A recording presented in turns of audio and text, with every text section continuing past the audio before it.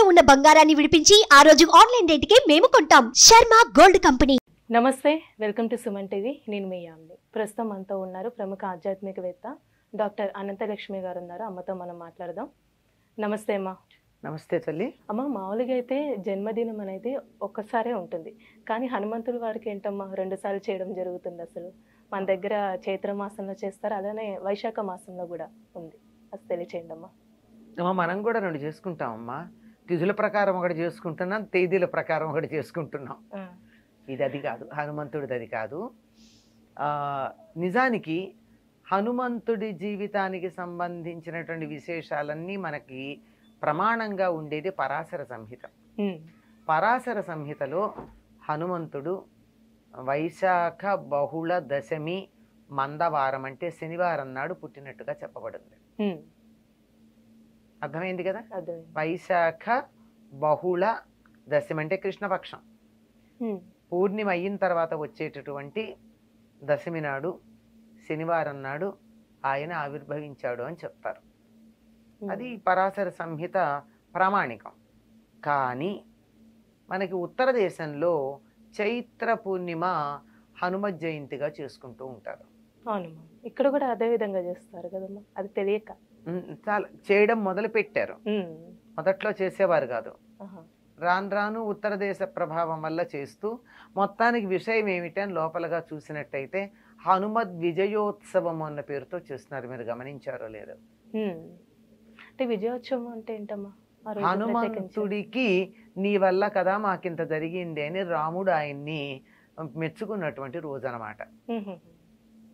చైత్రమాసంలో తిరిగి వచ్చిన తర్వాత నవమి నాడు ఈయనకి పట్టాభిషేక ముహూర్తం పెడితే ఆ రోజు కదా పట్టభంగం అయ్యి అరణ్యవాసానికి వెళ్ళాడు.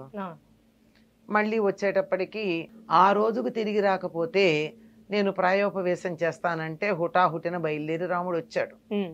నవమి కల్లా తిరిగి వచ్చాక పట్టాభిషేకం ఆ తర్వాత చేయడం జరిగింది. ఈ పట్టాభిషేకం అయిన తర్వాత ఒక్కొక్కళ్ళని రాముడు సన్మానించటం మొదలుపెట్టాడు. అలా సన్మానించిన దాంట్లో చిట్ట చివరికి అందరికన్నా నీకు ఎవరు ఇష్టమైనటువంటి వాళ్ళు చెప్పు, వాళ్ళకి ఇవ్వు హారం అని చెప్పి రాముడు ఒక ముత్యాల దండనిస్తే సీతాదేవి ఒక్కసారి ఆలోచించి హనుమకి ఇచ్చింది. అంటే అందరికన్నా తనని ఉద్ధరించినటువంటి వాడు హనుమ అన్న ఉద్దేశంతో రాముడు కూడా అంతే అందరికి అన్ని రకాలైనటువంటి సన్మానాలు బహుమానాలు ఇచ్చి హనుమని మాత్రం నేను నీకు ఏమిచ్చినా సరిపోదు అని చెప్పి కౌగిలించుకుంటాడు. అలా హనుమంతుణ్ణి గౌరవించిన రోజు అని కొంతమంది చెప్తారు.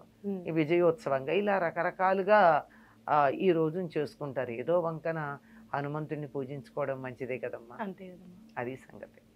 ఇప్పుడు వైశాఖ మాసంలో వచ్చే ఆంజనేయ స్వామి గురించి అంటే జన్మదినం, అది ఆ రోజు పుట్టినట్టేనమ్మా?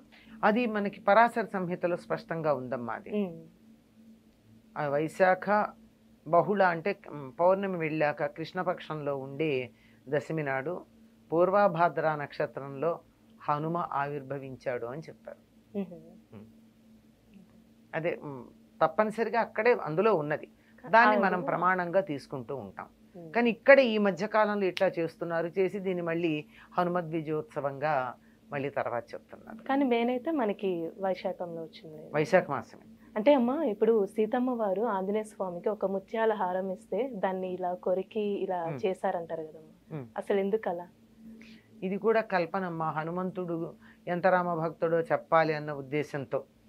అంటే ఇందులో రామనామం దొరుకుతుందా అని ప్రతి ముత్యం కొరికేట. ఎందుకు దొరుకుతుందమ్మా?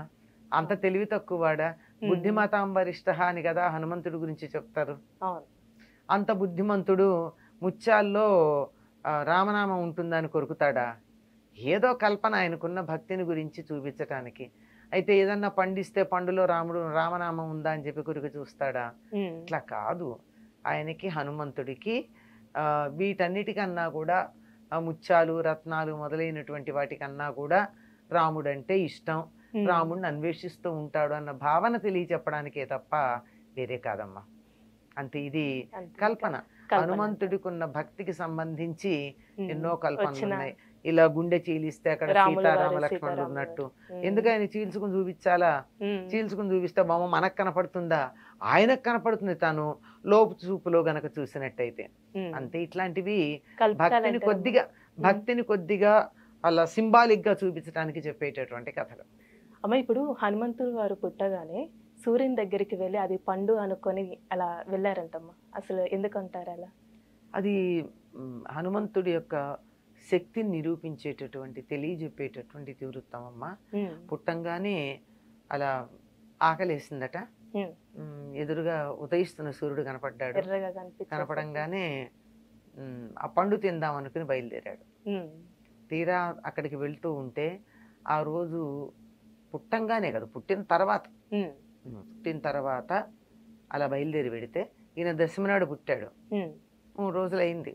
అమావాస్య నాడు పండు తినడానికి వెళ్ళాడు. వాళ్ళమ్మ కాస్త బయటికి వెళ్ళిందో ఏమో పండు తేవడం. వెళ్ళేటప్పటికీ ఆ రోజు అమావాస్య సూర్యగ్రహణం. అక్కడ రాహు ఉన్నాడు. ఉండి వెంటనే ఇంద్రుడి మీద కోపం వచ్చింది తనకి. నాకు నువ్వు ప్రతి గ్రహణం ఉన్న సమయంలో నాకు ఆహారంగా ఇచ్చావు కదా సూర్యుడిని, మళ్ళీ ఇంకెవరికి ఇచ్చావు నువ్వు అని ఇంద్రుడితో దెబ్బలాడడానికి వెళ్ళాడు రాహు. అలా వెళ్ళంగానే వెంటనే ఇంద్రుడు బయలుదేరి వచ్చాడు. ఇదేమిటి, వీడెవడు రాహుని అడ్డుకున్నాడు అని. హనుమంతుడు అప్పుడు అక్కడి నుంచి వీడి మీదకి వచ్చేసాడు, ఇంద్రుడి మీదకి వచ్చాడు. ఇంద్రుడి మీదకి కాదు, ఇంద్రుడు ఎక్కిన ఐరావతం మీదకి వచ్చాడు. అంత దూరం పోయి పండు తినడం కన్నా సూర్యుడి కన్నా రాహు బాగున్నాడు. రాహు కన్నా ఐరావతం ఇంకా బాగుంది, దగ్గరగా ఉంది. ఇది ఐరావతాన్ని తిందామని వెళ్ళేటప్పటికి ఇంద్రుడికి కోపం వచ్చి వజ్రాయుధం వేశాడు. ఆ వజ్రాయుధానికి ఈయన దవడ పేలిపోయి మూర్ఛపోయాడు. అంత బలం కలిగినటువంటి వాడు మూర్ఛపోయేటప్పటికి తన కొడుక్కి ఇంత కష్టం కలిగిందని వాయుదేవుడు తన కొడుకుని తీసుకుని ఒక గుహలో బంధించి కూర్చున్నాడు. వాయువు లేకపోయేటప్పటికి అందరికీ కీళ్లు పనిచేయడం మానేశాయి. అందరూ వచ్చి ప్రార్థిస్తే బ్రహ్మగారు వచ్చి ప్రార్థించిన తర్వాత వాయుదేవుడు తన కోపాన్ని తగ్గించుకున్నాడు. బ్రహ్మ అందరికీ చెప్పాడు, మీరందరూ వరాలు ఇవ్వండి ఈ బిడ్డకని. బ్రహ్మగారేమో అతనికి బ్రహ్మాస్త్రం అతడి మీద పనిచేయదు అని, అతనికి చిరంజీవిత్వం ఉంటుందని ఇచ్చాడు. అందరూ ఆయుధాలు ఇచ్చారండి. ఆయుధాలు ఇచ్చారు, వరాలు ఇచ్చారు. అందువల్ల అతనికి సుఖమే కలిగింది. అంత బలం కలిగిన వాడు. సూర్యుడు ఏం చేశాడంటే, ఈ పిల్లవాడు చదువుకునే వయసు వచ్చిన తర్వాత నేను నీకు చదువు నేర్పిస్తా అన్నాడు. ఇప్పుడప్పుడే పుట్టాడు కదా, 5 ఏళ్ళు వచ్చిన తర్వాత ఉపనయనం చేసి చదువు నేర్పించడానికి పంపిస్తే సూర్యుడికి ఎదురుగా నిలబడి సూర్యుడితో పాటు కదులుతూ చదువు నేర్చుకున్నాడు హనుమంతుడు. ఇప్పుడు సూర్యుడు ఇలా పెడుతున్నాడమ్మా, సూర్యుడికి ఎదురు నిలబడ్డవాడు ఎట్లా వెళ్ళాలి? వెనక్కి అడిగేయాలి. సూర్యుడంత వేగంగా వెనక్కి నడుస్తూ కదలకుండా 24 గంటలు చదువు నేర్చుకున్నాడు హనుమంతుడు. అంత బలం కలిగినటువంటి వాడు గనకే సూర్యమండలం దగ్గరికి ఎగురుకుంటూ వెళ్ళి అది పండు అనుకుని తినడానికి వెళ్ళినవాడు. అందుకే సూర్యుని మించినటువంటి జ్ఞానం ఇచ్చేవాళ్ళు మరొకళ్ళు లేరు. హనుమని మొట్టమొదటిసారి చూసినప్పుడు హనుమ మాట్లాడినటువంటి మాటలు విని రాముడు ఒక పెద్ద ప్రమాణ పత్రం ఇస్తాడు. ఇలాగ మాట్లాడే మాట యొక్క లక్షణాన్ని బట్టి అంత గొప్ప చదువు నేర్చుకున్నాడంటే సూర్యుడి వల్ల. చాలా చక్కగా తెలియజేశారమ్మా. ధన్యవాదాలు. నమస్తే అమ్మా.